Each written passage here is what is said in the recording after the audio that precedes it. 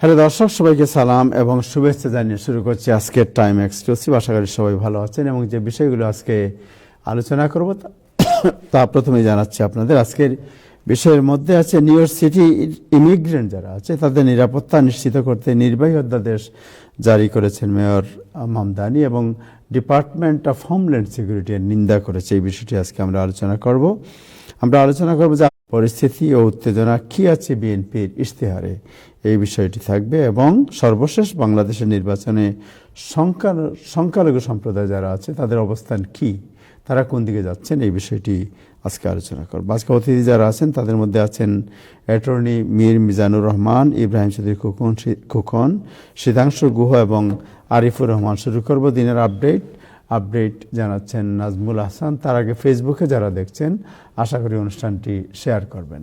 নাজমুল হাসান, যাচ্ছি আপনার কাছে।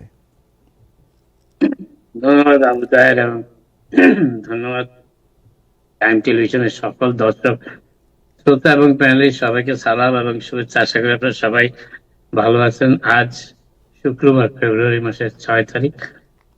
যুক্তরাষ্ট্রের ডিস্ট্রিক্ট জাজ, যিনি একজন ফেডারেল জাজও বটে, ডানা সাব্রো, তাকে নিয়োগ দিয়েছিলেন প্রেসিডেন্ট জর্জ ডব্লিউ বুশ। তিনি আজকে বলেছেন যে যুক্তরাষ্ট্র থেকে যে সমস্ত পরিবারকে বিচ্ছিন্ন করে ফেলা হয়েছে, যাদেরকে মেক্সিকোতে পাঠিয়ে দেওয়া হয়েছে পরিবার বিচ্ছিন্ন করে, তাদেরকে যুক্তরাষ্ট্রে ফিরিয়ে আনার নির্দেশ তিনি দিয়েছেন আজকে। এবং যদিও এই প্রক্রিয়াটি প্রেসিডেন্ট ট্রাম্পের প্রথম মেয়াদে চালু করা হয়েছিল, যে সমস্ত পরিবারকে বিচ্ছিন্ন করে তাদের সন্তান কিংবা বাবা মাকে পাঠিয়ে দেওয়া হতো মেক্সিকোতে, যারা সীমান্ত দিয়ে অতিক্রম করে আসছে যুক্তরাষ্ট্রে, এই প্রক্রিয়াটি তখন বন্ধ করা হয়েছিল। কিন্তু এর কিছুদিন পরে 2018 সালে প্রেসিডেন্ট ট্রাম্প সেই সমঝোতাটিকে আর অনুসরণ করেননি এবং পরবর্তীতে এই একই ধারা অব্যাহত থাকে। কিন্তু সেই চুক্তি যে ধরনের একটি সমঝোতা হয়েছিল সেই সময়, সেই সমঝোতা কিন্তু কখনো বাতিল করা হয়নি, বরং যদিও ফেডারেল কর্তৃপক্ষ পরিবার সহ সবাইকে ডিপোর্ট করার অধিকারী, কিন্তু তা সত্ত্বেও যারা পরিবার বিচ্ছিন্ন করার, পরিবারকে একত্রীভূত রাখার, ডিপোর্ট করতে হলে সবাইকে একসাথে করতে হবে, আলাদা করে কাউকে যেন ডিপোর্ট না করা হয়, সেই প্রক্রিয়াতেই এই সমঝোতাটি হয়েছিল। যদিও পরবর্তীতে এই সমঝোতাটি ট্রাম্প প্রশাসন আর মেনে চলেনি। কিন্তু আজকে বিচারক সাব্রো, যাকে যে প্রেসিডেন্ট জর্জ ডব্লিউ বুশ নিয়োগ দিয়েছিলেন, তিনি নির্দেশ দিয়েছেন যে ওই সমস্ত পরিবারকে ফিরিয়ে আনার জন্য এবং যুক্তরাষ্ট্রে তাদের ঐক্যবদ্ধ করার জন্য তিনি নির্দেশ দিয়েছেন। যদিও ফেডারেল সরকার এই বিষয়ে আপিল করার সিদ্ধান্তের কথা এখনো বলেননি, তবে ধারণা করা হচ্ছে ট্রাম্প প্রশাসন এই বিষয়ে আপিল করবেন। এবং যদিও বিচারক বলেছেন যে প্রশাসন যুক্তরাষ্ট্রে অবৈধ অভিবাসনের কারণে যে কোনো ব্যক্তিকে ডিপোর্ট করতে পারে, কিন্তু পরিবারকে ঐক্যবদ্ধ রাখার যে প্রক্রিয়াটি 2018 সালে সমাপ্ত করা হয়েছে, সেটির স্পিরিট, অর্থাৎ এই সমঝোতার স্পিরিটটি এখনো বিদ্যমান এবং সেই স্পিরিটের আলোকেই তিনি এই রায়টি দিয়েছেন। যাদেরকে ইতিমধ্যেই বিচ্ছিন্ন করা হয়েছে তাদেরকে যেন ফিরিয়ে আনা হয়। আরেকটি বিষয় যেটি বলার চেষ্টা করছিলাম সেটি হচ্ছে যে যুক্তরাষ্ট্রের ডিপার্টমেন্ট অফ হোমল্যান্ড সিকিউরিটি আজকে তারা জানিয়েছে, হোমল্যান্ড সিকিউরিটি, আপনারা জানেন সেই বিখ্যাত 5 বছরের শিশু সন্তান যাকে মুক্তির নির্দেশ দিয়েছিলেন ফেডারেল জাজ এবং যাকে স্যান অ্যান্টোনিও টেক্সাস থেকে মিনেসোটাতে ফিরিয়ে আনা হয়েছিল তার বাবার সাথে, সেই 5 বছর বয়স্ক ইকুয়েডরিয়ান বালককে আবার যুক্তরাষ্ট্র থেকে ডিপোর্ট করার প্রক্রিয়া শুরু করেছে যুক্তরাষ্ট্রের হোমল্যান্ড সিকিউরিটি ডিপার্টমেন্ট। আজকে এমনটি অভিযোগ করেছেন নিউ ইয়র্ক টাইমসের কাছে সেই পারিবারিক আইনজীবী। তিনি বলেছেন যে যদিও সেই শিশুটিকে যুক্তরাষ্ট্রে বসবাসের সাময়িক সুবিধা দেওয়া হয়েছে, কিন্তু ফেডারেল সরকার, বিশেষ করে ডিপার্টমেন্ট অফ হোমল্যান্ড সিকিউরিটি, তাকে তড়িৎ গতিতে ইকুয়েডরে ফেরত পাঠানোর প্রক্রিয়া পুনরায় শুরু করেছে। সেই বালকটির নাম হচ্ছে লিয়াম কনেজো রামোস এবং তার বাবা যুক্তরাষ্ট্রে এসে রাজনৈতিক আশ্রয় প্রার্থনা করেছিলেন এবং রাজনৈতিক আশ্রয় প্রার্থনার সিদ্ধান্তটি এখনো চূড়ান্ত হয়নি। তা সত্ত্বেও সেই 5 বছরের বয়স্ক বালক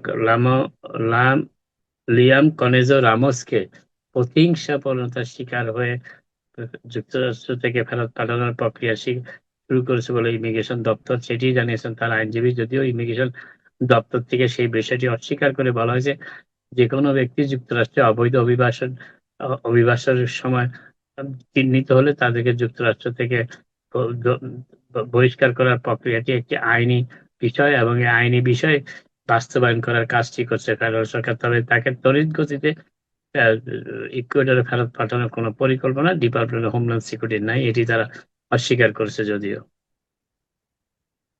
আরেকটি বিষয় যেটি বলার চেষ্টা করেছে সেটা হচ্ছে প্রেসিডেন্ট ট্রাম্প, আপনারা জানেন প্রেসিডেন্ট ট্রাম্প ফেডারেল সরকারকে এখন ফার্মেসি ব্যবসায় নিয়ে আসছেন। কারণ প্রেসিডেন্ট ট্রাম্প আগামী আহ, আহ, কয়েকদিনের ভিতরেই একটি ঘোষণা দিতে যাচ্ছেন, যদিও ঘোষণাটি গতকালকে দেওয়ার কথা ছিল। সেটি হচ্ছে যে ট্রাম্প RX.গভর্নমেন্ট, অর্থাৎ আপনারা যারা প্রেসক্রিপশন সুলভে, প্রেসিডেন্ট ট্রাম্পের ভাষায় সুলভে প্রেসক্রিপশন ড্রাগ ক্রয় করতে পারবেন এই গভর্নমেন্টের ওয়েবসাইট থেকে, trump.rx.government সেটি। এবং এই প্রেসক্রিপশনের মূল্য যাতে সীমিত আকারে রাখা যায়, সবাই যারা রোগী আছেন তাদের ক্রয় ক্ষমতার মধ্যে রাখা যায়, সেই জন্য প্রেসিডেন্ট ট্রাম্প এই নতুন একটি ওয়েবসাইট trump.rx.government চালু করতে যাচ্ছেন। এবং এবং সেটি তাকে এবং একটি আইজেনহাওয়ার অফিস বিল্ডিং এ এটি আনুষ্ঠানিক ঘোষণা দেওয়ার কথা রয়েছে প্রেসিডেন্ট ট্রাম্পের।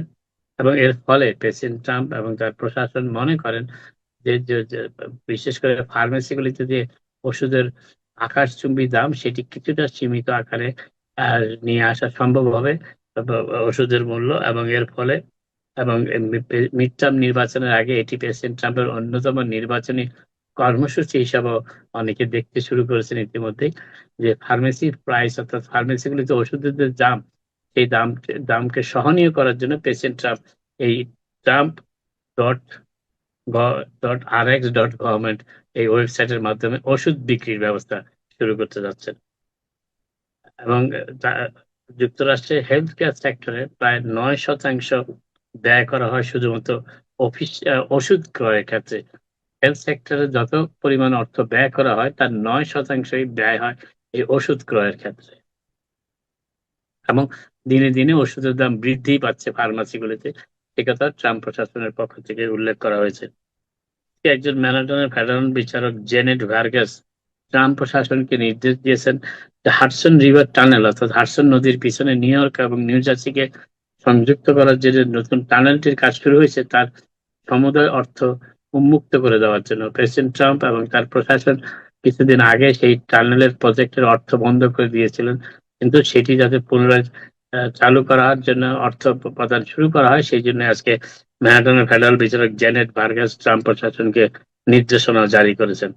এবং এবং এটি দ্বিতীয় একটি টানেল নির্মাণ করা হচ্ছে নিউ জার্সি এবং নিউ ইয়র্কের মধ্যে সংযোগ স্থাপনের জন্য, যে হাডসন রিভার টানেল প্রজেক্ট হিসাবে এটিকে এখন বিবেচনা করছে। এবং এই টানেলের কাজ বেশ দিন আগে শুরু হয়েছে, কাজ চলাকালীন সময়ে ট্রাম্প প্রশাসনের অর্থ বরাদ্দ বন্ধ করে দেয়।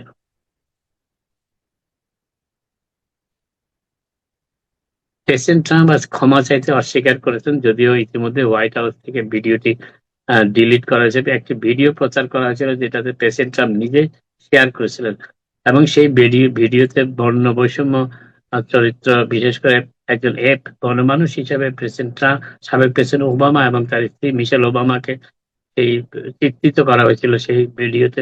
এবং যদিও প্রেসিডেন্ট ট্রাম্প এয়ারফোর্স ওয়ানে যাওয়ার সময়, ফ্লোরিডা ফিরে যাওয়ার সময় তাকে সাংবাদিকরা প্রশ্ন করেছিলেন যে এই ভিডিওটির ব্যাপারে, তখন তিনি বলেছেন যে এই ভিডিওটির পুরো অংশটা আমি দেখিনি, শুধুমাত্র ভিডিওটির শুরুতে যে আটলান্টায় যে নির্বাচনী জালিয়াতি, প্রেসিডেন্ট ট্রাম্পের ভাষায় নির্বাচনী জালিয়াতির বিষয়টি উল্লেখ করা হয়েছে সেটি তিনি দেখেছেন এবং সেই জন্যই তিনি শেয়ার করেছেন। তিনি পুরো বিষয়টি দেখেন, পুরো ভিডিওটি 1 মিনিটের ভিডিও, সেটি তিনি দেখেননি। তবে তিনি বলেছেন যে তিনি দোষের কিছু করেছেন বলে তার মনে হয় না শেয়ার করে ভিডিওটি। কিন্তু পরবর্তীতে দেখা গেল হোয়াইট হাউস থেকে এই ভিডিওটি সরিয়ে ফেলা হয়েছে হোয়াইট হাউস থেকে। এবং এই ভিডিওটি একটি নির্বাচনের জালিয়াতির আশ্রয় নেওয়া হয়েছে প্রেসিডেন্ট ট্রাম্পের এই অভিযোগ, যেটি 2020 সাল থেকেই তিনি করে আসছেন। সেই 20 সাল থেকেই এখনো পর্যন্ত সেই অভিযোগে তিনি অটল রয়েছেন। এবং সেই সেই নির্বাচনের জালিয়াতির কে উপলক্ষ করে এই ভিডিওটি নির্মাণ করা হয়েছিল, যেটি প্রেসিডেন্ট ট্রাম্প নিজে শেয়ার করেছেন সামাজিক যোগাযোগ মাধ্যমে। নিউ ইয়র্ক সিটির মেয়র জোহরান মামদানি আজকে 2 বছর কিংবা তার নিচের বয়সের জন্য চাইল্ড কেয়ার সেবার উন্মুক্ত করেছেন একটি সাংবাদিক সম্মেলনে। যে সাংবাদিক সম্মেলনে একটি অভাবনীয় দৃশ্য দেখা গেছে।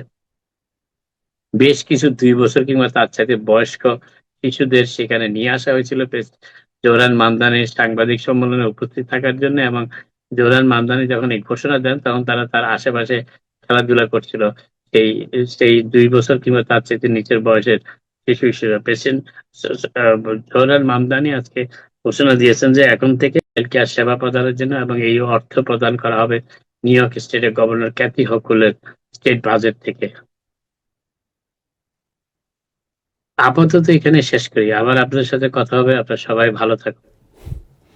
Thank you Nazmul Hasan, thank you. So আজকে মেয়র মামদানি উস্কিত ইন্টারফেথ আপনার ব্রেকফাস্ট আয়োজন করেছিলেন এবং সেখানে বাংলাদেশ অনেকেই ছিলেন, এবং সেখানে তিনি বলেছেন যে এক্সিকিউটিভ অর্ডার ওইখানে সবার সামনে সই করেছেন এবং বলেছেন যে আইসের কোনো লোককে যদি উইদাউট ওয়ারেন্ট কারো বাসায় যায় তাহলে সহযোগিতা করা হবে না এবং প্রবেশ করতে বাধা দেওয়া হবে, এরকম একটা অবস্থান নিয়েছে। প্রবেশ করতে বাধা দেওয়া হবে, বাধাটা কি পর্যায়ে বাধা দিবে? না, বাধা দেওয়া হবে এটা বলেন নাই, বলছেন যে ওয়ারেন্ট ছাড়া কাউকে মানে কাউকে অ্যারেস্ট করার যে ব্যাপার, এই ব্যাপারটি ওনারা কোনোভাবে সহযোগিতা করবে না। না, এখন তাহের এখানে একটা কথা আছে, federal law supersede state and city law. এটা হচ্ছে যুক্তরাষ্ট্রের মূল বিষয়টা। এখন আমার ধরেন একজনের ঘরে আইস গেল, জুডিশিয়াল ওয়ারেন্ট ছাড়াই গেল, যেটা নিয়ে এখন কংগ্রেসের দেন দরবার চলতেছে, জুডিশিয়াল ওয়ারেন্ট ছাড়া আইস যেতে পারবে না, ডেমোক্রেটরা এই অবস্থানে অনড়। কিন্তু যদি যায় আইস, তাহলে সেখানে গৃহকর্তার করণীয় কি? দরজাটা বন্ধ রাখবে, কোনো কথা বলবে না, চুপচাপ থাকবে। কিন্তু অতীতে দেখা গেছে, মিনেসোটার অভিজ্ঞতা দেখা গেছে যে আইসে দরজা ভেঙে ফেলছে, তখন কি করা যাবে? রাইট। সো উনি কি বলছেন ভিডিওটা একটু দেখুন, তারপরে আপনি কমেন্ট করতে তো সুবিধা হবে। আমার মনে হয় ভিডিওটা দেখা দরকার। এখানে দুটো ব্যাপার তাহের, একটা হচ্ছে জনগণকে ফলস হোপ দেওয়া, এটা এক বিষয়, আর জনগণকে সঠিকভাবে পরিস্থিতি মোকাবেলা করার জন্য শক্তিশালী করার দুই ব্যাপার কিন্তু। ওকে, সো ভিডিওটা আমরা দেখি তাহলে আপনি বুঝবেন। ভিডিওটা দেখানোটাই বোধহয় বেটার হবে। হ্যাঁ, ভিডিওটা আমরা দেখি তাহলে। And that is why this morning, right here in this moment, I shall sign an executive order that will uphold our city's protection not just of our fellow immigrant New Yorkers, but of all New Yorkers from abusive immigration enforcement.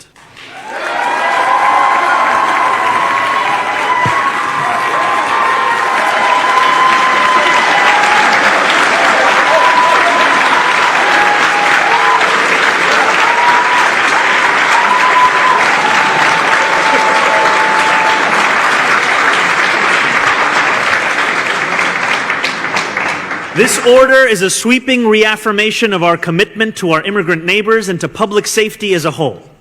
We will make it clear once again that ICE will not be able to enter New York City property without a judicial warrant.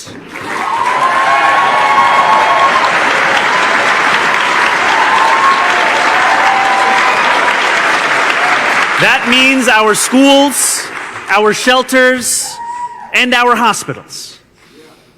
That means we will protect New Yorkers' private data from being unlawfully accessed by the federal government and stand firmly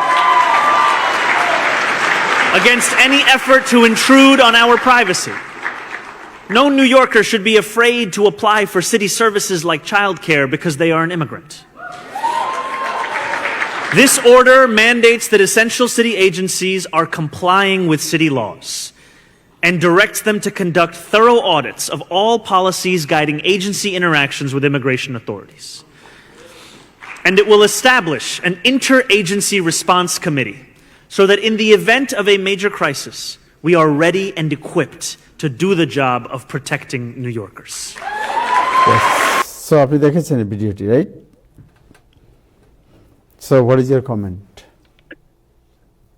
comment তো ব্যাপার না, ব্যাপারটা হচ্ছে যে mayor Mamdani স্বভাবতই তার যেটা করণীয় সিটি মেয়র হিসেবে সেটা তিনি করেছেন, কিন্তু এটা কতটুকু অ্যাপ্লিকেবল সেটা হচ্ছে ব্যাপারটা। যেমন ধরেন federal agents can enter any building for this national security safety.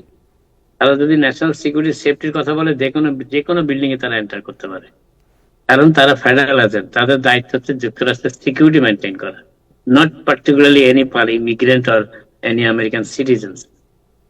ওকে, সেটা হচ্ছে একটা ব্যাপার। সেকেন্ড থিং হচ্ছে যে এমনিতেই ইমিগ্রেশন কর্তৃপক্ষ, ফেডারেল ইমিগ্রেশনটা তো হসপিটাল কিংবা নিউ ইয়র্ক সিটিতে অন্তত আমি বলবো এইভাবে ঠিক এখনো পর্যন্ত তারা সেভাবে মানে অভিযান চালায়নি। এটি অবশ্যই সত্যি কথা। কিন্তু এর পাশাপাশি একটা বিষয় এখানে দেখা দিচ্ছে যে উনি বলেছেন জুডিশিয়াল ওয়ারেন্ট, কিন্তু জুডিশিয়াল ওয়ারেন্ট ছাড়াও ইমিগ্রেশন অফিসাররা ক্যান এন্টার এনি হাউস, এই ধরনের একটি নির্দেশ আইস থেকে, হোমল্যান্ড সিকিউরিটি থেকে আইসের কর্মকর্তাদের দেওয়া হয়েছে, যেটা এই অনুষ্ঠানে কিছুদিন আগেও আমরা বলেছি। এবং সেই ফেডারেল মেমোটা নিয়ে এখনো পর্যন্ত কোন স্টেট, সিটি প্রশাসন, স্টেটের অ্যাটর্নি জেনারেল তেমন কোনো মন্তব্যই করেনি।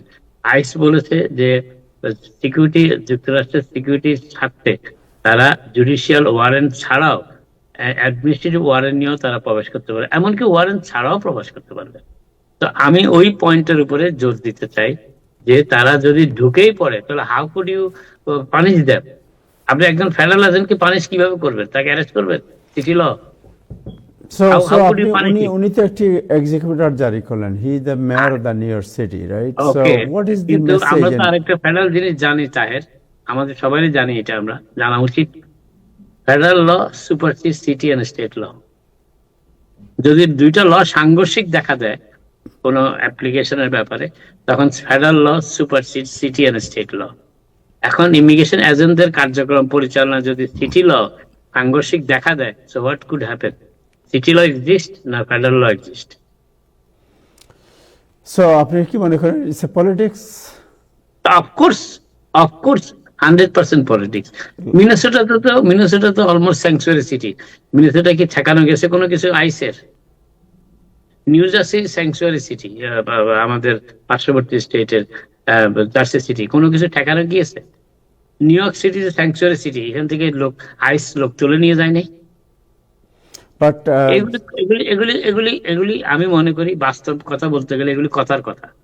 This doesn't carry আপনি যখন আইস যদি কখনো কোনো ইমিগ্রেশন এনফোর্সমেন্টের সময় কাউকে ধরে নিয়ে যায়, নিউ ইয়র্ক সিটির পুলিশ কিংবা স্টেট পুলিশ আইস থেকে সেই ব্যক্তিকে কেড়ে নিতে পারবে? আমরা অ্যাটর্নি মীর মিজানুর রহমানের একটু জিজ্ঞেস করি, উনি সাথে আসছেন আমাদের। অ্যাটর্নি মীর মিজান, আপনি তো দেখেছেন আজকে যে মেয়র মামদানি উনি যে এক্সিকিউটিভ অর্ডার আপনার সাইন করেছেন এবং যা বলেছেন, exactly what is the message? এবং এইটা যে ফেডারেল যে ল আইসের যে অপারেশন, এই অপারেশনকে আপনি মনে করেন যে প্রতিহত করতে পারবে বা কোনো প্রভাব ফেলতে পারবে এর উপর? আপনি বলার আগে একটু দেখলাম যে সিনিয়র সাংবাদিক নাজমুল হাসান সাহেব এই ব্যাপারে কিছু কথা বলতেছিলেন। দুজনকেই আমার মনে পড়ে অ্যাবাউট 93 থেকে, তারও আগে থেকে আপনারা নিউ ইয়র্কে আছেন। আমি কেন বলছি, রিজন আছে। আমি 91-এ আমেরিকাতে আসি, 93 থেকে আমি নিউ ইয়র্কে আছি। তো তখন আপনাদের মনে আছে মেয়র হলেন জুলিয়ানি সাহেব। না, তারপরে যে মানে যে আসলেন আর কি, তারপরে যে জুলিয়ানি আসলেন, এসেই বলা শুরু করলেন যে আমি সব ইলিগাল টিলিগাল বের করে দিব গেল। তো তারপরে উনি আবার যথারীতি চুপ হয়ে গেলেন। তো কিছু সাংবাদিক মহোদয়রা তারা মাঝে মাঝে এই কথাটা তোলেন, ওনাকে মনে করিয়ে দেন, এবং উনি যথারীতি তাদেরকে পাশ কাটিয়ে এটা শেষ করে দেন গেল। তো একটা সময় উনি আর পারতেছিলেন না, তখন উনি একটাই উত্তর দিলেন, don't forget where we come from. This is coming from Giuliani. আপনারা সাংবাদিক হিসেবে সেই সময় এটা কভার করেছেন আমি শিওর। তো যাই হোক, তো এই ছিল জুলিয়ানি সাহেবের উত্তর। উনি রিপাবলিকান এবং উনি শুরুই করেছিলেন যে সব ইলিগাল টিলিগাল বের করে দিবে। তারপরে এবং ওই সেকশন 52 এর ওই ব্যাপারটা ওটা চেঞ্জ করে গেল। তারপর থেকে যেই অধ্যাদেশটা যেটা অলরেডি ছিল, হ্যাঁ, যে সিটির ধারাটা ছিল যে পুলিশ কেউ খারাপ কাজ করলে তাকে ধরবে, তার জন্য পানিশমেন্টের ব্যবস্থা করবে, কোর্ট কাছারি করবে ইত্যাদি।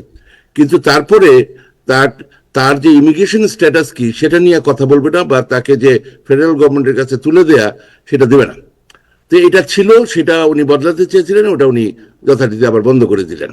ওই কথা ওই একটাই, কারণ এইখানে নির্বাচন করে জিতে আসতে হলে, হ্যাঁ, যেই বড় লোকদের যেই পয়সা করি যেই দরকার পড়ে, সেই তাদের যেই ওই যে বাসার কাজের লোক দরকার পড়ে, তাদেরকে যে বহন করার জন্য ট্যাক্সি ড্রাইভার দরকার পড়ে, হ্যাঁ, তো তাদের নিয়ে যদি বিশেষ কিছু করা হয় তাইলে ওই ধনী ব্যক্তিরা খুশি হবেন না। ডোনাররা খুশি হবেন না। হ্যাঁ, এবং তারপরে হচ্ছে সবচেয়ে বড় কথা, যে এখানে রিপাবলিকান হলো ডেমোক্রেট হলো, তারা নিউ ইয়র্কার, এবং সেখানে একটা অন্য কালচার এখানে বিরাজ করে গেল। যাই হোক, তো আপনার কথায় ফিরে যাই। তো এই যে একটা অবস্থা, যে যে এক্সিকিউটিভ অর্ডারটা আজকে ব্রেকফাস্ট প্রেয়ারে করলেন, উনি ঘোষণা করলেন, এখানে মেইনলি বলা হচ্ছে তারা যেন যে সরকারি নিউ ইয়র্ক সিটির যে সমস্ত স্থাপনাগুলো আছে, হ্যাঁ, স্কুল, হাসপাতাল, এই সমস্ত জায়গায় তারা ঢুকবে না, মানে এই ধরনের একটা ব্যাপার। হ্যাঁ, স্পেসিফিক করে বলতে গেলে এটার মেইন ব্যাপারটা এখানে ছিল। আচ্ছা, আরেকটা জিনিস হচ্ছে, তখন ওই যে আপনি যেটা বললেন যে ওই ডিএইচএস থেকে তারা রিকোয়েস্ট করতেছে, হ্যাঁ, বলতেছে যে মেয়রকে, যে এইখানে সিটি যে সমস্ত জেলখানা আছে সেইখানে যারা ক্রিমিনাল এলিয়েন আছে তাদেরকে যেন ছেড়ে না দেওয়া হয়। তো এই দুইটা ব্যাপার এর মধ্যে কথাবার্তা হচ্ছে। তো সেটাখানে আমার বক্তব্যটা হচ্ছে যে আফটার অল, ইভেন দো এটা বলছে কি না বলছে, নিউ ইয়র্ক সিটিতে enforcement is can be not possible.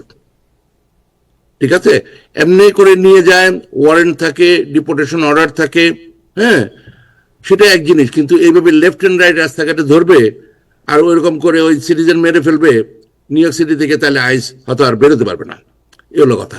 তো এটা হচ্ছে বর্তমান সিচুয়েশন, আগেও ছিল, যারা না বুঝতে পারছে তারা ঠেকে শিখছে, এই হচ্ছে অবস্থা। তো আমি আপাতত কথা বন্ধ করি, আপনার যদি কোনো প্রশ্ন থাকে আপনি করতে পারেন। সো সো আপনি কি মনে করেন যে বুঝলাম নিউ ইয়র্ক মেয়রের এক্সিকিউটিভ অর্ডার, বাট কার বাড়িতে বাসায় যদি আইস যায় এবং গিয়ে দরজা নক করে, তাহলে কি করবে? ব্যাপারটা হচ্ছে, আপনার নামে যদি কোনো ডিপোর্টেশন অর্ডার থাকে, জি, আপনি তারপরে আর কিছু করেন নাই, আপিল করেন নাই, মোশন করেন নাই, এভাবেই আছেন, তখন আপনাকে সিদ্ধান্ত নিতে হবে আপনি নিজের ইচ্ছায় দেশ চলে যাবেন নাকি কেউ আপনাকে পাঠিয়ে দিবে। তো সেই অবস্থাটা আগেও ছিল, এখনো আছে। কিন্তু আপনার একটা কেস পেন্ডিং আছে, হ্যাঁ, আপনি মানে হয়তো এখানে অ্যাসাইলি স্ট্যাটাস আপনার নাই, গ্রিন কার্ড নাই, সিটিজেনশিপ নাই, এছাড়াও আরো বিভিন্ন ভাবে আপনি কাইন্ড অফ একটা লিগ্যাল ব্যাকিং এ এখানে থাকতে পারেন। এই যে এখানে যে পার্থক্যটা, এই পার্থক্যটা আইসকে করতে হবে এবং করার কথা। আর যদি কোনো কারণে জুডিশিয়াল ওয়ারেন্ট থাকে, তারা এসে নক করতেই পারে, তারা নিয়ে যেতে পারে, সেটা একটা জিনিস। কিন্তু এখানে প্র্যাকটিক্যালি যেটা হয়, নিউ ইয়র্ক সিটির পুলিশের সাথে তাদের কোঅপারেশন ছাড়া এইখানে যে এনফোর্সমেন্টটা ফেডারেল গভর্নমেন্টের, এটা সম্ভব হবে না। Ibrahim Chowdhury Khokon, any comment? আমার একটু প্রশ্ন ছিল। এক মিনিট, আমি ইব্রাহিম চৌধুরী সাহেবের একটু কমেন্টটা শুনে নেই। জি, না, আমার প্রশ্ন মিউজিয়াম বলার পরে আমি মনে করি এটা বেড়ে ক্লিয়ার। তো এটা রাজনীতি করে খেতে হয় আমাদের। তো মানে উনি একজন মেয়রের এক্সিকিউটিভ অর্ডার কি, মানে জনগণকে খুশি করা। উনি কি নতুন কোনো আইন প্রণয়ন করছেন? উনি কি বলছেন যে আমরা লাঠিসোঁটা নিয়ে প্রস্তুত থাকবো? এটা প্রিভেইলিং অবস্থা ছিল, ওই যে মিজান বলেন, ওই প্রিভেইলিং অবস্থাকে আমি এক্সিকিউটিভ অর্ডার করলাম। মানে এক্সিকিউটিভ অর্ডার করে আমরা ঢুকতে দিব না। তুমি কি ঢুকতে দিব বলছিলে কখনো? তুমি আগে কি আগের কোনো মেয়র কি ঢুকতে দিছিল? যে বলছে যে ফেডারেল এজেন্ট আসছে, আমরা নিয়ে বাড়ি বাড়ি যাবো। সুতরাং এটা একটা রাজনৈতিক স্ট্যান্ডবাজি, এটা খারাপ না। রাজনৈতিক স্ট্যান্ডবাজি তো করে আমরা ভোট দেই, আমরা ভালোবাসা দেখাই। রাজনীতিবিদরা এটা করবেন এটা মনে করেই করি। তাদের কাছে তো আমাদের আর পাওনা কিছু নাই। তবে এইটা শুনে নতুন কিছু হয়েছে বলে মানে বগল বাজানোর দরকার নাই। এটা আগে থেকেই ছিল, ইট ওয়াজ প্রিভেইলিং। এবং এইটার উপর তিনি বলেছেন যে এই টাইম টেলিভিশনে আসলে আমরা সবাই সত্য কথা বলবো। আজকে থেকে এটা আবু তাহের একটা এক্সিকিউটিভ অর্ডার করলেন। তো এটা তো আপনি সবসময় করে আসতেছেন। ধন্যবাদ আপনাকে। Thank you. জি, আরিফ, আপনি কি প্রশ্ন করবেন? আমি যে বিষয়টি বলতে চাচ্ছিলাম, জনাব ইব্রাহিম চৌধুরী খোকন যেটা বলেছেন আমি একটু যোগ করতে চাই। পাশাপাশি আমার একটি প্রশ্ন আছে মীর বাশারের আপনার কাছে, যে বিষয়টি বলতে চাই যে, জি মিজান সাহেব, আপনার কাছে একটি প্রশ্ন আছে। আমি যে কথাটি বলতে চাই যে ভিডিও বার্তায় জোহরান মামদানি কিন্তু এরই মধ্যে 2 থেকে 3 সপ্তাহ আগে কিন্তু উনি বলেছিলেন যে executive warrant and judicial warrant, যদি এক্সিকিউটিভ ওয়ারেন্ট কোনো ব্যক্তি যদি নিয়ে আসে, সেক্ষেত্রে মানে যে কোনো ধরনের নিয়োগবাসী সেটার প্রোটেস্ট করতে পারে, কিন্তু জুডিশিয়াল ওয়ারেন্ট যদি থাকে সেক্ষেত্রে অবশ্যই সহযোগিতা করতে হবে। আজকে সিটি হলে যেটা আমরা দেখলাম, সেই জুডিশিয়াল ওয়ারেন্টের কথাই বলা হলো, এবং জুডিশিয়াল ওয়ারেন্ট থাকলে সহযোগিতা করতে হবে। তো আমি যে বিষয়টা বলছি যে আগে যেটা উনি ভিডিও বার্তায় বলেছেন, আজকে উনি লিখিতভাবে নথিতে সেটা আদেশ করলেন, আমার কাছে এটা মনে হয়েছে। আর আমার যে প্রশ্নটি যে ভাই এখানে অ্যাটেন্ড করেছেন অ্যাটর্নি, ওনার কাছে আমার যে প্রশ্নটি থাকবে যে আইস যদি রাস্তায় জুডিশিয়াল ওয়ারেন্ট নিয়ে কোনো ব্যক্তির সাথে মুখোমুখি হন এবং তাকে যদি বলেন যে আপনার বিরুদ্ধে আমার কাছে জুডিশিয়াল ওয়ারেন্ট আছে, সেক্ষেত্রে কি রেসপন্স করবে? আর আইস কোন সময়টাতে বেসিক্যালি একজন নিয়োগবাসী বা একজন নাগরিকের বাসায় দিনে না রাতে কোন সময় মূলত অভিযান চালাতে পারে? যেমন এই গত সপ্তাহে একজন আসলেন, হাজব্যান্ড এন্ড ওয়াইফ, ওনারা বিয়ে শাদী করেছেন, ওই ভিত্তিতে গ্রিন কার্ডের ইভেন ইন্টারভিউ হয়েছে, তারপর এটা পেন্ডিং আছে। এমন সময় ভোর 4টার সময় তাদের বাসায় ওনারা গেলেন। তো সেখানে দুইটা কারণে গেছেন, এটা এখানে ইনফরমেশনটা দিলে ভালোই হবে বোধহয়। আর একটা তো হচ্ছে যে তাদের কেস পেন্ডিং আছে, সুতরাং তারা তাকে যে ধরে নিয়ে যাবে ওই জন্য যায়নি। আচ্ছা, কিন্তু ওই যে পার্ট অফ দ্য ইনভেস্টিগেশন তাদের বোনাফাইড ম্যারেজ আছে কিনা, কারণ রেগুলার এই ধরনেরও হয়, ওখানে গিয়ে দেখতে চায় যে ওনার বাসায় মানে একজনের বাসায় আরেকজন থাকে কিনা, এবং যদি থাকে এবং এই মুহূর্তে না থাকলেও ওনার কোনো ইভেন পোশাক আশাকও ওইভাবে আছে কিনা, এগুলোও দেখে। তো ওইখানে আরেকটা জিনিস ঘটেছে যেটা একটু সাবধান হওয়া প্রয়োজন। এভাবে করে 2012 সালে একবার পুরো চায়না টাউন কর্ডন করে 26 জন লয়ার এবং ওই যে শব্দটা আমি ব্যবহার করতে চাই না, মানে লয়ার না এই জাতীয় কিছু লোকজন আছে, হ্যাঁ, তো ওনাদেরকে ধরে নিয়ে গিয়েছিল। তো যাই হোক, তো এটার ঘটনাটা হচ্ছে, এবং সাথে করে জাস্ট একটা কম্পিউটারটা ধরে নিয়ে গেলেই হয়, সিপিইউটা নিয়ে গেলেই হয়। তারপরে ওই কেসে আমি এখনো করতেছি, মানে যত জনের নাম ছিল প্রত্যেকে মোটামুটি এখন কোর্টে গেল। তো এখন কথা, আর যে কজনকে ধরে নিয়ে গেছে তাদের কারো লাইসেন্স নাই। ওইখানে উনার বিয়ের কথা বাদ দিয়ে যে জিনিসটা হচ্ছিল, উনি এর আগে একটা অ্যাসাইলাম অ্যাপ্লিকেশন ফাইল করেছিলেন। ওই অ্যাপ্লিকেশনের স্টেটমেন্টে একবার গোল দাগ দাগ করে নিয়ে গেছে যে এই সেন্টেন্সটা অমুক অ্যাটর্নির স্টেটমেন্টে, মানে যা অন্যান্য যে সমস্ত কাগজে দিয়েছে, এই এতবার এই কথাগুলো লেখা। তো তোমার এই অ্যাপ্লিকেশনটা, আপনার এই অ্যাপ্লিকেশনটা কে লিখে দিয়েছে, কে স্টেটমেন্টে কে লিখেছে? উনি যদিও বলেছে, মানে, এবং ওই অবস্থায় এখন আমরা আছি, হ্যাঁ, আমার কাছে যখন আসলো যে উনি লিখেছেন। কিন্তু কথা হচ্ছে এইভাবে করে এক ধরনের ইনভেস্টিগেশন হয়। ধরেন দেখা গেল এমনও হয়েছে, প্রচুর হয়েছে, স্টেটমেন্ট দিয়েছে 17 পৃষ্ঠার, সেইখানে একই শব্দ, শুধু নামটা বদলাইছে, এবং দেখা গেল বাবার নাম হিন্দু রয়ে গেছে, ছেলের নাম মুসলমান, এই জাতীয় ঘটনা হচ্ছে।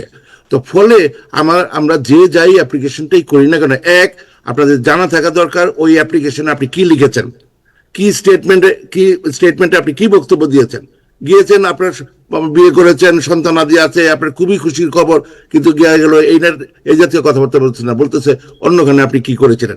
এই যে মিলল না, এই যে আপনি ইভেন জানেনও না ওই অ্যাপ্লিকেশনে কি আছে, কারণ অমুকে লিখে দিয়েছে, ওইটাই সাবমিট করেছে, আপনি খুশি হচ্ছেন, ইএডি কার্ডটা পেয়েছেন, আপনি ওয়ার্ক পারমিট পেয়েছেন, আপনার সব নাকি হয়ে গেছে, মানে কথাবার্তাটা শুরু এরকম, আমার সব আছে গেল, ওইখানে কি লেখা আছে আপনি জানেন না। ফলে আপনি জানবেন, আপনি অন্য দিক দিয়েও যদি কোনোভাবে গ্রিন কার্ড করতে নেন, ইভেন পরে যদি আপনি ইভেন গ্রিন কার্ড হয়ে সিটিজেনশিপের ইন্টারভিউতে যান, আপনার যদি ওইটা নিয়ে টান দেয়, আমি অবাক হব না গেল।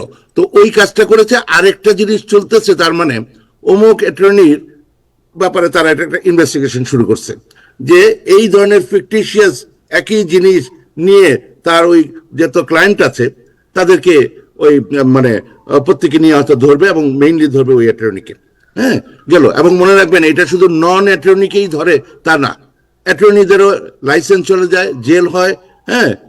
আমি যেই এর পাশের বিল্ডিং এ ছিলাম, ওই ফ্লোরের একজনকে অ্যাটর্নি দেখেছি, আর তার বউ সহ 2 জনকে ধরে নিয়ে গেছে, এবং তারা জেলে আছে।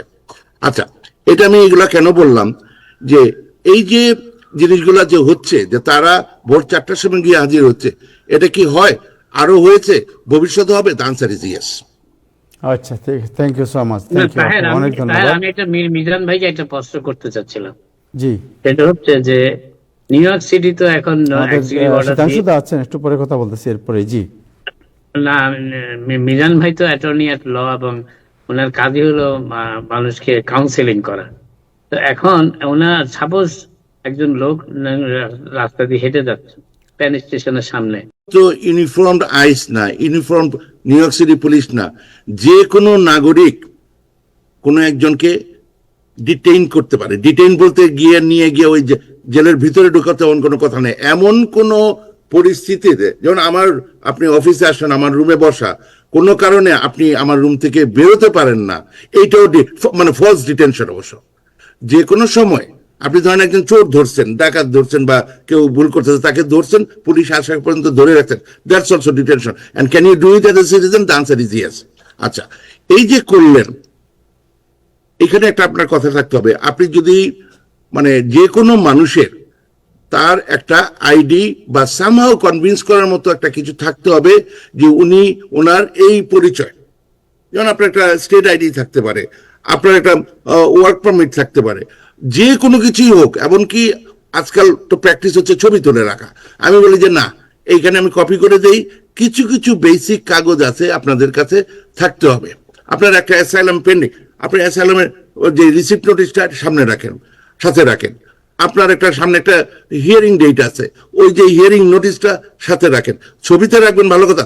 ওইটা বের করতে করতে যে সময় লাগবে, এর মধ্যে বলবে উঠো। আপনার যদি কাউকে সন্দেহ হয় যে তারা ইলিগাল, জিএফকে তে নিবে না, কিন্তু ডিটেনশনে নিতে পারে, মানে আপনাকে ডিপোর্ট করবে না। ডিপোর্ট করতে একটা প্রসেসের ব্যাপার আছে, সেখানে তর্কের ব্যাপার আছে, ডিউ প্রসেসের ব্যাপার আছে। ডিটেনশন, কাউকে যদি সন্দেহ করা হয়, ডিটেইন করতে পারে, তারপরে সেখানে মানে যাওয়া হবে। আপনি এখানে স্টুডেন্ট, আপনি এখানে অ্যাসাইলাম সিক করার জন্য প্রিপারেশন নিচ্ছেন, আপনার অ্যাড্রেস হচ্ছে নিউ ইয়র্ক, আপনি ওহাইওতে গিয়ে কাজ করেন। 5 মাস ধরে তারা ভিডিও করছে আপনার ওই যেই বাসা নিয়ে রাখে, ওই বাসা থেকে কাজে যে যায়, ওই গ্যারেজ থেকে ভিতরে উঠায় ওই ভ্যানে করে নিয়ে যায়, ভ্যানে করে দিয়ে যায়। এই পুরো জিনিস ভিডিও আছে। একবার ধরাও পড়লো, তাকে ছেড়ে দিল যে আর যেন না থাকে, যেখানে তোমার থাকা দরকার সেখানে। সে হয়তো ভদ্রমহিলা মানুষ, ছোট মানে ছোটখাটো বলে না, মানে একজন চাইনিজ ভদ্রমহিলা, আবার ধরা পড়ছে। ওইখানেই ডিটেনশনেই তার কোর্ট কাছারি হলো, ওইখানেই আমি আপিল করলাম, ওইখানেই আমি ফেডারেল কোর্টের আপিল করলাম, ওইখান থেকেই তাহাকে চায়না পাঠায় দেওয়া হলো। কিন্তু কথা হচ্ছে, এই প্রসেসটা তাদেরকে দিতে হবে। আপনি কোর্ট কাছারি, আপনি যদি বলেন আমার জীবনের ভয় আছে, আমি যাব না, আমি যেতে পারবো না, আমাকে যাদের কাছে নিয়ে যাও, আমার উকিলের সাথে, এই কথাগুলো তো অন্তত আপনার নিজে শিখতে হবে। এটার জন্য আমাদেরকে টাইম টেলিভিশনের প্রোগ্রামের দরকার নেই, কিন্তু এটাই হচ্ছে আমাদের এই যে নেটওয়ার্কের মানে এই সুবিধাটা, এর মাধ্যমে মানুষ যেন জানে জি, থ্যাংক ইউ যে সো মাচ। আপনারা যার যার যে বেসিক কাগজগুলো আছে, অন্তত ফটোকপিটা রাখেন। এই যে যে কথাটা এই সিনিয়র সাংবাদিক ভাই যে কথাটা বললেন, স্যাটিসফ্যাক্টরি আনসার নাই, থাকবে না কেন? থাকবে না কেন? আপনার নিজের দেশেই তো আপনার মানে কোনো নিরাপত্তা নাই, সেখানে একটা বাইরে আসছেন, আপনার একটা কাগজ আছে, পেন্ডিং আছে, আপনি ওটা রাখবেন না কেন? এটা কি ধরনের কথা যে আপনার কাছে থাকবে না, অমুক না ঠমুক না? আপনি একটা কাগজ পকেটের ভিতরে ঢুকে রাখতে কতক্ষণ সময় লাগে? That's my answer. Thank you, আপনাকে অনেক ধন্যবাদ। থ্যাংক ইউ নাজমুল হাসান, আপনাকেও প্রশ্ন করার জন্য। থ্যাংক ইউ তাহলে কি ভাই আমি যেতে পারি? এটা শিওর শিওর, আপনি তো আমি জানি হ্যাঁ, আপনার thank you. আটকে রাখছেন, আসসালামু বাসায় আলাইকুম। যাবেন, আপনি অফিসে এখন আছেন, আপনি বাসায় যান, আপনি গিয়ে একটা have a good sleep. Thank you so much. Thank you. আসসালামু আলাইকুম। আসসালামু আলাইকুম, থ্যাংক ইউ। জনাব শীতাংশু গুহা, আপনাকে অনেক ধন্যবাদ। অনেকদিন পরে আপনাকে পাওয়া গেল, এবং জানতে চাই বাংলাদেশের নির্বাচন নিয়ে একটু আলোচনা করব। আমার মনে হয় আলোচনা খুব জমে উঠবে আমাদের। নাজমুল হাসানও আছেন, আরিফ আছেন, ইব্রাহিম চৌধুরী খোকন আছেন। প্রথমে আপনার কাছে জেনে নেই যে বাংলাদেশের নির্বাচন তো আর মাত্র 4 দিন বাকি অলমোস্ট। আজকে হলো বাংলাদেশের 7 তারিখ, 12 তারিখ ইলেকশন। সো 4 দিন পরেই তো 12 তারিখ। সো সংখ্যালঘু সম্প্রদায় বাংলাদেশের, তাদের তো একটা 10% হইলে 20 কোটি মানুষের 10% ইজ এ বিগ আপনার চাঙ্ক অফ দ্য বোট। এই বোট কোন দিকে যাচ্ছে? থ্যাংক ইউ টাইম টিভি এবং সবাইকে। তাহের, আমার একটা প্রশ্ন আছে আগে। জি বলুন। আপনি কি প্রশ্নটা শীতাংশুদাকে সংখ্যালঘু সমাজের প্রতিনিধি হিসেবে করছেন না একজন পলিটিক্যাল অবজারভার হিসেবে করছেন? না, দুই সংখ্যালঘু ধরনের উত্তর সম্প্রদায়ের কিন্তু। প্রতিনিধি, অবজারভার দুইটাই উনি। না, উনি উনি প্রতিনিধিত্ব সংখ্যালঘু করেন। সম্প্রদায়, সংখ্যালঘু নিয়ে কাজ সংখ্যালঘু করেন। সম্প্রদায়ের প্রতিনিধিত্ব দাবি করতে গেলে উনাকে কিছু ফর্মালিটির ভিতর যেতে হবে আমার মনে হয়। না, আমাদের তো একটা সুবিধা আছে। ওনার নামে নামে হিন্দু থাকলেই যে উনি সংখ্যালঘুকে প্রতিনিধিত্ব করবে তা কিন্তু ঠিক না। উনি হিন্দু বৌদ্ধ পরিষদের সাথে সংশ্লিষ্ট ছিলেন, উনি হিউম্যান রাইটস করেন এবং সবসময় সংখ্যালঘু সম্প্রদায় নিয়ে আচ্ছা তাই ঠিক আছে, আমি এটা বলতেছি আর কি যে নাজমুল ভাই যে কোশ্চেন করছে দ্যাটস ট্রু। আমি অবশ্যই প্রতিনিধিত্ব করি না, বাট হ্যাঁ, যেহেতু কমিউনিটির মানুষ, আমি তো তাদের পালসটা বুঝি বা কথাবার্তা হয় যেটা আর কি। এখন সেই হিসাবে বলি আর কি। আর শুধু শুধু সংখ্যালঘু কেন, আমি তো পুরো নির্বাচনের উপরে এই গত তিন চার সপ্তাহ ধরে কনস্ট্যান্ট লিখে যাচ্ছি, অনেক লেখা, একটা দুটা না। আজকে বাঙালি বেরোবে, এখানে প্রায় অন্তত 1-1.5 পাতা আছে ফুল। তো কারণ নির্বাচনটা আমি ফলো করতেছি, যদিও মানে নির্বাচনের 4 দিন বাকি আছে, কিন্তু এখনো লোকে বলতেছে যে আসলে কি নির্বাচনটা হবে, নির্বাচনটা হবে কিনা এই গ্যারান্টি মানুষ এখনো পুরোপুরি বিশ্বাস করতেছে না। তার মধ্যে লেটেস্ট ইনকলাব মঞ্চ এবং সরকারি চাকরিজীবীরা হঠাৎ করে বিক্ষোভ শুরু করে দিল। একটা এই ইন্টারিম গভর্নমেন্ট চলে যাচ্ছে, এই তথ্য উপদেশ, সরি, প্রধান উপদেষ্টা তথ্য সচিবের তথ্য অনুসারে 3 দিনের মধ্যে গভর্নমেন্ট ফর্ম করবে, সেই হিসাবে 7 দিন আছে। এই 7 দিনের গভর্নমেন্টের কাছে ইনকলাব মঞ্চ কি কি বিচার চাচ্ছে, বা সরকারি কর্মচারীরা রাস্তায় নেমে গেল যে ভাই আমাদের এটা দেওয়া যাইতেই হবে। তো এই জন্য সংশয়গুলি বাড়তেছে। তো আমার ব্যক্তিগত ধারণা যে নির্বাচনটি হচ্ছে, এবং ডক্টর ইউনূস যে মেটিকুলার ষড়যন্ত্র করে ক্ষমতায় আসছে, এরকম মেটিকুলার ষড়যন্ত্রের মাধ্যমে নির্বাচনটা হবে আর কি। সবকিছু ডিসাইডেড আছে, উনি সিদ্ধান্ত নিতে পারতেছেন না কি বিএনপিকে আনবেন নাকি জামাতকে আনবেন। এটা নিতে পারলে তখন হবে। হিন্দুরা কি কি করতেছে, বেসিক্যালি শুধু হিন্দুরা কেন, বাংলাদেশের অর্ধেক মানুষই তো এবার ভোটের প্রতি কোনো আগ্রহ নাই। 50% অফ দি পিপল, হিন্দুদের কোনো আগ্রহ নাই। যাইতে বাধ্য হইলে বা যাবে না, যদি দেখে যে মায়ের পিঠে মায়ের না পড়বে তাহলে যাবেই না ভোট দিতে। এই হলো অবস্থা। Not that Awami League vote দিতে যায় না, সেই জন্য না, অর্থাৎ ভোটের প্রতি কোনো আগ্রহ কাহা নাই। তারপরে ইতিমধ্যে কিছু থ্রেট তো হয়েছে, এই ভোট আমাকে না দিলে ইন্ডিয়া পাঠাই দেবো, এসব কথাবার্তা হয়েছে। তবে মজার কথা হলো যে বিএনপির ফখরুল ইসলাম আলমগীর কইছে যে তিনি হিন্দুদের জন্য শহীদ হয়ে যাবেন আর কি লাগলে। এই শহীদ হয়ে যাওয়ার পিছনে একটা ইতিহাস আছে। কেন, ওনার যে ঠাকুরগাঁও এলাকা, এই ঠাকুরগাঁও এলাকার আওয়ামী লীগের মন্ত্রী এবং এমপি ছিলেন হলো রমেশ বাবু। উনি মন্ত্রী ছিলেন। এই 5ই আগস্টের পরে ওনার প্রতি বিএনপির যেই অমানবিক নির্যাতন করে তাকে শেষ পর্যন্ত, সে এখন জেলে আছে, জেলে পাঠাইছে বিএনপি। ফখরুল ইসলাম আলমগীর ওইটার খেসারত দিতে গিয়ে এখন শহীদ হয়ে যাইতে চাচ্ছেন আর কি। তো আমরা চাচ্ছি না যে উনি শহীদ হয়ে যাক, উনি গাজী হিসাবে বাঁচা থাকুক, যাতে কিছু কাজ করতে পারে, যদি চায় হিন্দুদেরকে রক্ষা করার জন্য, সেটা উনি রক্ষা করতে পারে। বাট ওভারঅল বাংলাদেশের যে পরিস্থিতি, নির্বাচনের যে পরিস্থিতি, এর থেকে হিন্দুরা বিচ্ছিন্ন কিছু না। তারা এলাকা ভিত্তিকে যাকে ভোট দেবে, মোটামুটি আগে প্রার্থী দীক্ষা, আগে মার্কা দীক্ষা দিত, এবার প্রার্থী দীক্ষা দেবে। কারণ মার্কা যাই হোক, এই দুইটা মার্কা বেসিক্যালি হিন্দুদের অতটা প্রিয় না। দিচ্ছে অনেক জায়গায়, দাঁড়িপাল্লা তো আর হিন্দুরা ভোট দেয় না, কিন্তু এবার দাঁড়িপাল্লাও ভোট দেবে। এবং জামাত কিছু হিন্দুকে ম্যানেজও করছে, জামাত 2-3 জন হিন্দুকে নমিনেশন। এবার টোটাল পিকচারটা হলো বিএনপি 4 জন হিন্দুকে নমিনেশন দিছে। খুব সম্ভবত যে গয়েশ্বর রায়, নিতাই রায় চৌধুরী থেকে বাকি 2 জন খুব সম্ভবত কেউ বিএনপির পাশ করবে না বা পাশ করানো হবে না। তা জামাত, এনসিপি একজন, তার 30 জন কোটায় একটি হিন্দু ছেলেকে দিছে। আর অত আমার এনসিপির তো ফেয়ার ভোট হলে এনসিপির কাহারই পাশ করার কথা না, বাট তারপর তো পাশ করে আসবে কিছু লোক। আর তো স্বতন্ত্র হিসাবে বেশ কিছু হিন্দু দাঁড়াইছে, ইন টোটাল 80 জন হিন্দু দাঁড়াইছে স্বতন্ত্র হিসাবে। তো আমার ধারণা যে এইবারকার পার্লামেন্টে হয়তো কোনো হিন্দু থাকবে না। তা অবশ্য থাকলে বা না থাকলে আমাদের কোনো মাথা ব্যথা নাই, কারণ যদি থাকে, যেমন আওয়ামী লীগের আমলে 20 জন 18 জন থেকে 21 জন ছিল, তাতে কি হয়েছে গেছে, একটা কথা তো কেউ বলে নাই, তাই না? তা এইবার অবশ্য যদি দু একজন স্বতন্ত্র বেরিয়ে আসতে পারে, যেমন গোবিন্দ প্রামাণিক গোপালগঞ্জ 3 থেকে দাঁড়াইছে, ওখানে আরেকজন প্রভাবশালী হিন্দু আছে এলাকার, গোবিন্দ প্রামাণিক বহিরাগত, যদি বেরিয়ে আসতে পারে তাহলে হয়তো তিনি কিছু কথা বলতে পারেন। আর এই ধরনের আর অন্যান্য যারা দাঁড়াইছেন, বাংলাদেশে এখনো প্রায় 40টা হিন্দু এলাকা আছে যেখানে হিন্দু ভোট ম্যাটার্স, অর্থাৎ হিন্দুরা যাকে ভোট দিবে সেইখানে জিতবে আর কি। তো এরকম একটা এলাকা আছে খুলনা, যেখানে এখনো মেজরিটি হিন্দু, সেখানে বীরেন শিকদার দাঁড়াইছে, আওয়ামী লীগ, নট বীরেন শিকদার, সরি, জাতীয় পার্টির সে,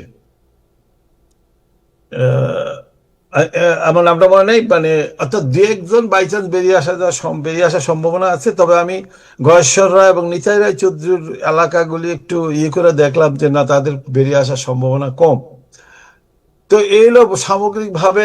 আর আমি ব্যক্তিগতভাবে মনে করি যে ভোটটি হয়ে যাচ্ছে, এবং ভোট হয়ে যাওয়ার পরে আগে ভোটের রেজাল্ট তো বেরোবে। আপনার হিন্দু সম্প্রদায় কি আপনি মনে করেন, বা সংখ্যালঘু যারা আছে তারা বিএনপির দিকে বেশি ভোট দেবে না পাল্লার দিকে বেশি ভোট দিবে? কোন দিকে ভোট বেশি যাবে? না এটা এলাকা বেসিস প্রতীক হিসাবে যাবে? কিভাবে আপনি মনে করেন?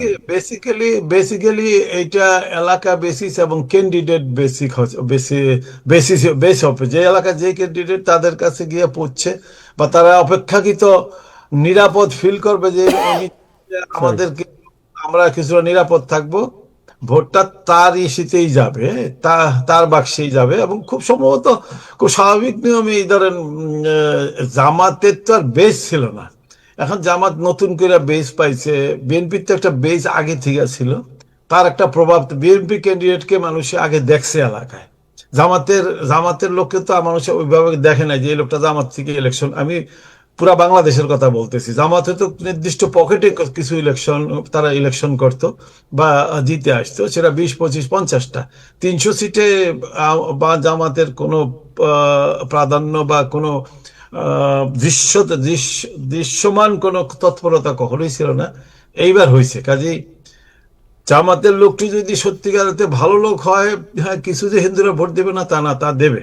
এখন এবার আমি যেটা মনে করতেছি যে বিএনপি বা জামাত হিসাবে নয়, যে লোকটি ভালো এবং অপেক্ষাকৃত হিন্দুদের জন্য কাজ করছে, বা যারা হিন্দু জমি দখল করে নাই, এই ধরনের লোককেই তারা ভোট দেওয়ার চেষ্টা করবে। তবে মূল হচ্ছে নিরাপত্তা।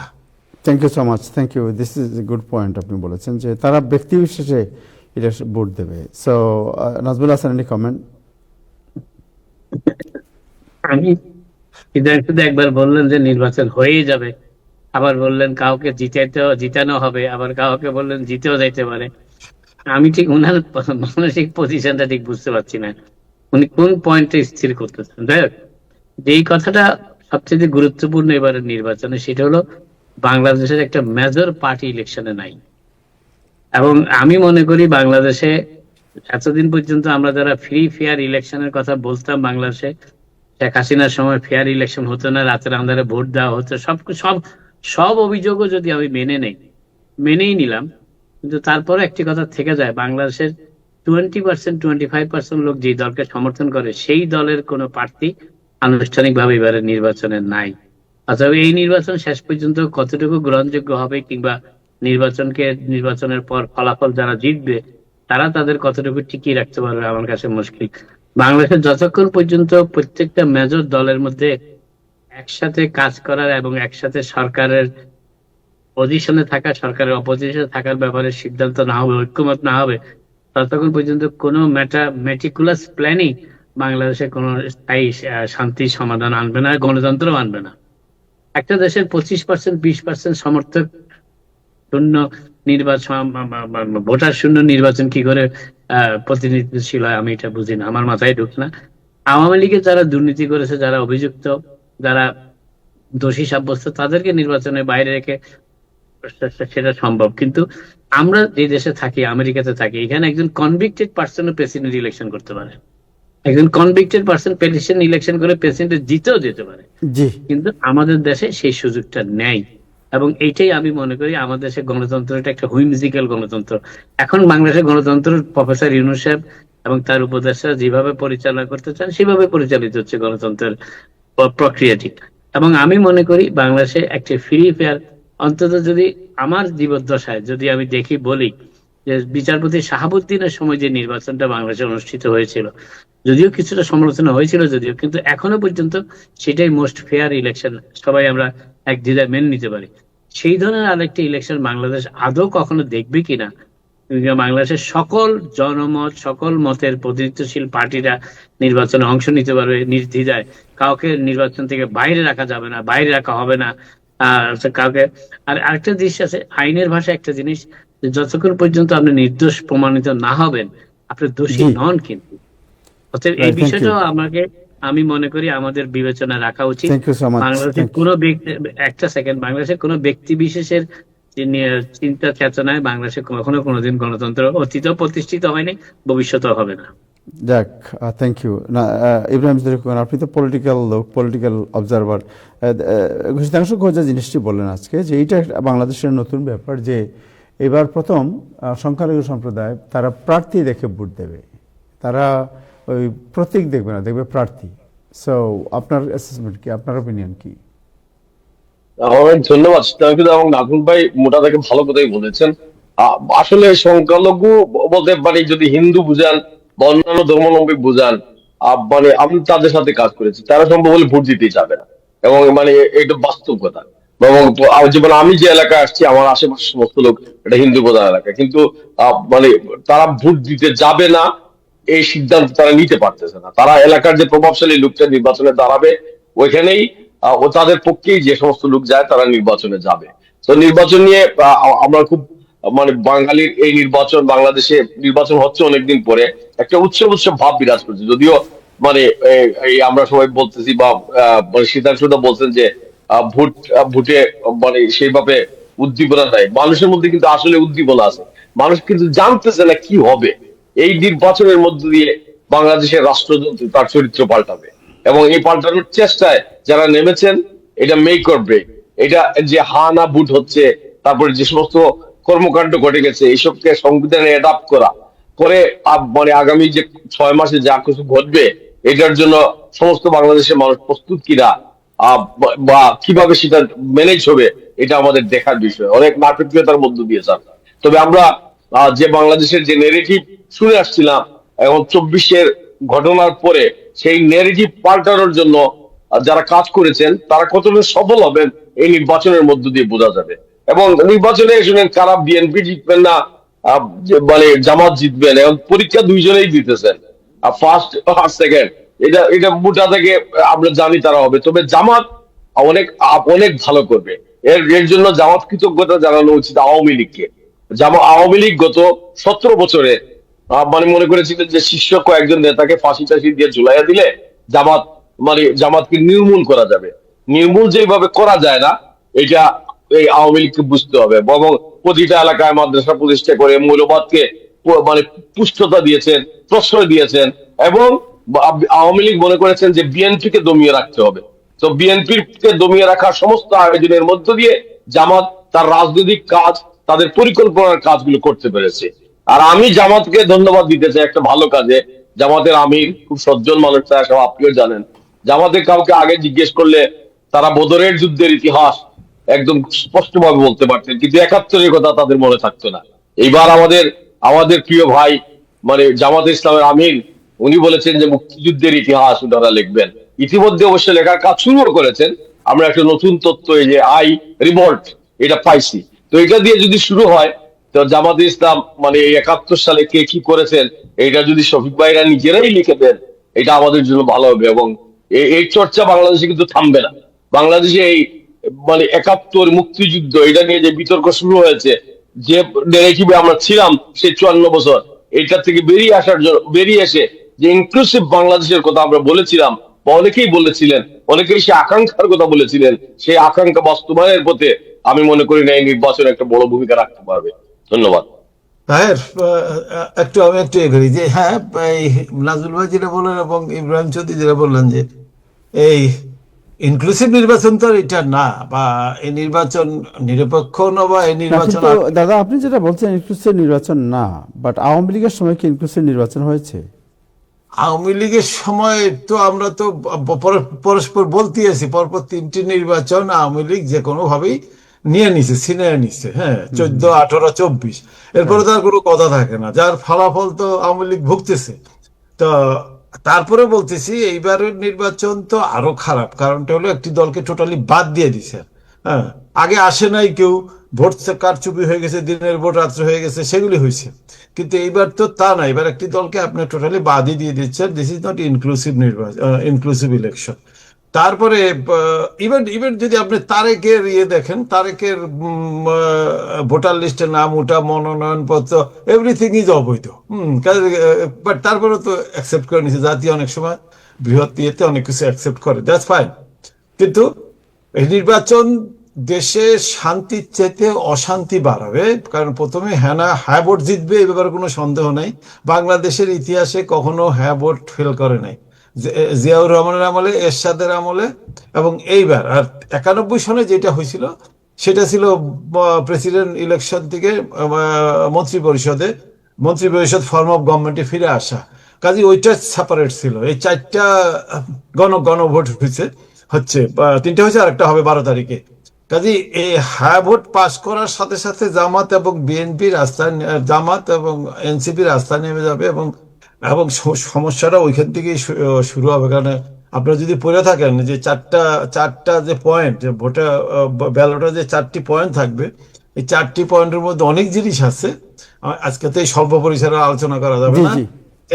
যেটা মানে অনেক সমস্যার সৃষ্টি করবে। অর্থাৎ এই নির্বাচন নতুন করে একটি বাংলাদেশকে আরেকটি সমস্যার দিকে এগিয়ে না যাবে। এই সমস্যা কতটা গভীর হবে সেটা আরেকদিন আলোচনা করবো, এই মুহূর্তে এই মুহূর্তে ঠিক বোঝাও যাচ্ছে না। কিন্তু এই সমস্যা বাড়বে, সমস্যা কমবে না। কেন দেশে আগে শুধু খেলতো দেশের মাঠে ভারত এবং চীন, এইবার খেলতেছে আমেরিকা, তুরস্ক, Qatar, Pakistan, Bharat, China, everybody is playing in ঢাকা's field, কাজে এইটা কোথায় যাবে নোবডি নোস। লেটস সি, আমরা একটু আরিফ আপনার কাছে যাই।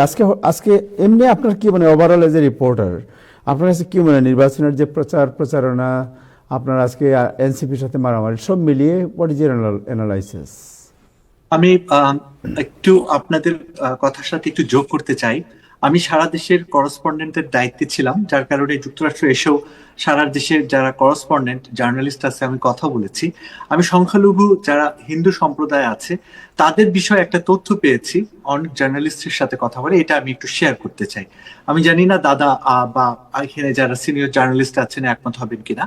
এখানে হিন্দু সম্প্রদায় একটি বিষয় স্পষ্টভাবে যে মেসেজটি আমাদের জার্নালিস্টদেরকে বলেছে যে আমাদেরকে ভোট কেন্দ্রে যেতেই হবে, কারণ ভোট কেন্দ্রে যদি আমরা না যাই সেক্ষেত্রে আমরা সমালোচিত হব। কিরকম সমালোচিত হব?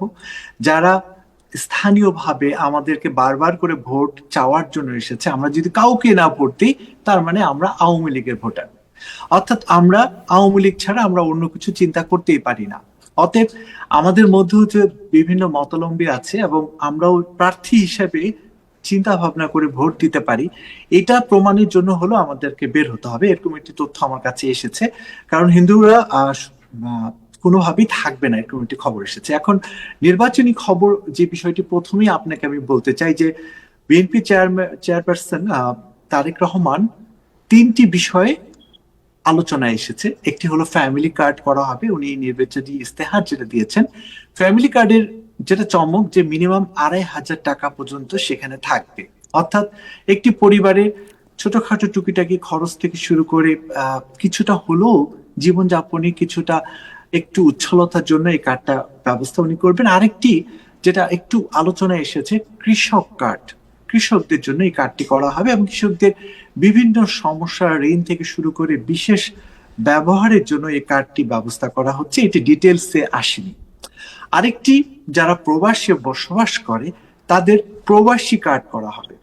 অর্থাৎ এই প্রবাসী কার্ড যখন একজন প্রবাসী বাংলাদেশে যাবে, এই প্রবাসী কার্ড সে বহন করে বিভিন্ন ধরনের সুযোগ সুবিধা, নিরাপত্তা থেকে শুরু করে সবকিছুই তার আলাদা আইডেন্টিটি বহন করবে।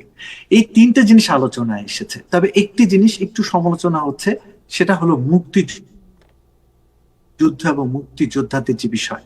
উনি মুক্তিযোদ্ধাদের জন্য যেটা স্পষ্টভাবে বলেছে, ভাতা বৃদ্ধি করা হবে। মুক্তিযুদ্ধের সঠিক ইতিহাস, মুক্তিযুদ্ধের ইতিহাস যতটুকু বিকৃত হয়েছে বলে কিছুটা অভিযোগ এসেছে, সেই বিকৃত ইতিহাস থাকবে না, মুক্তিযুদ্ধের সঠিক ইতিহাসকে উনি তুলে ধরার কথা বলবেন।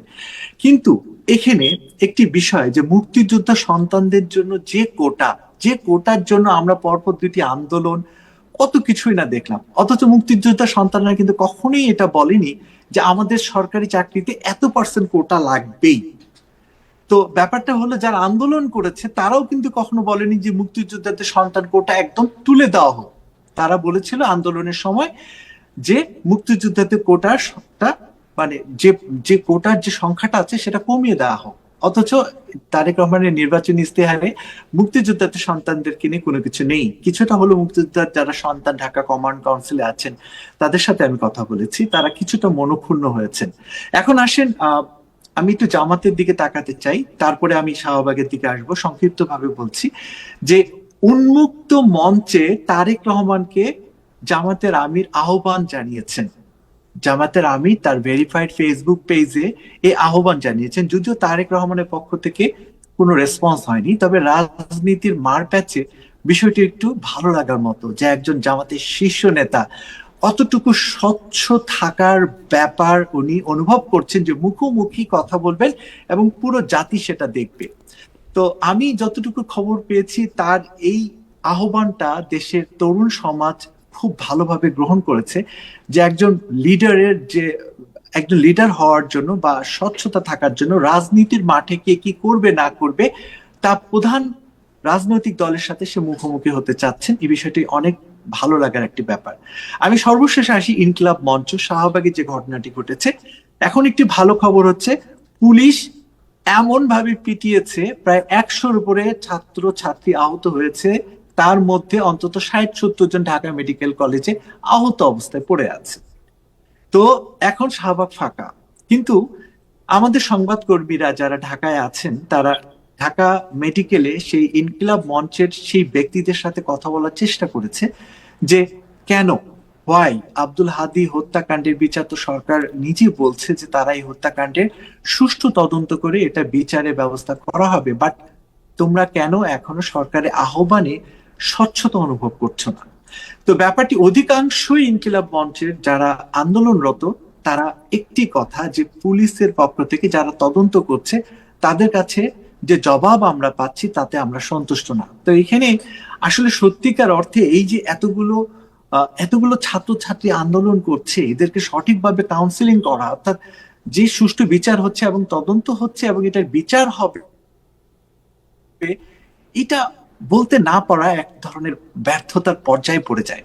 আর এদিকে আমি আরেকটি খবর আপনাকে দিতে চাই, যে এই ঘটনাকে কেন্দ্র করে সোশ্যাল মিডিয়াতে একটি গুজব ছড়িয়েছিল যে সেই ইনকিলাব মঞ্চে সে শাহবাগে গুলি ছোড়া হয়েছে, যেটা ঢাকা মেডিকেল কলেজের পরিচালক এই কিছুক্ষণ আগে, 2 ঘন্টা আগে নিশ্চিত করেছেন যে এখানে কোনো গুলি ঘটনা ঘটেনি। তবে পুলিশ যেভাবে আহত করেছে, এরই মধ্যে সোশ্যাল মিডিয়া সহ বিভিন্ন মিডিয়ায় ছবিগুলো এসেছে এবং এটি কখনোই গ্রহণযোগ্য হিসাবে মনে করা হয় না।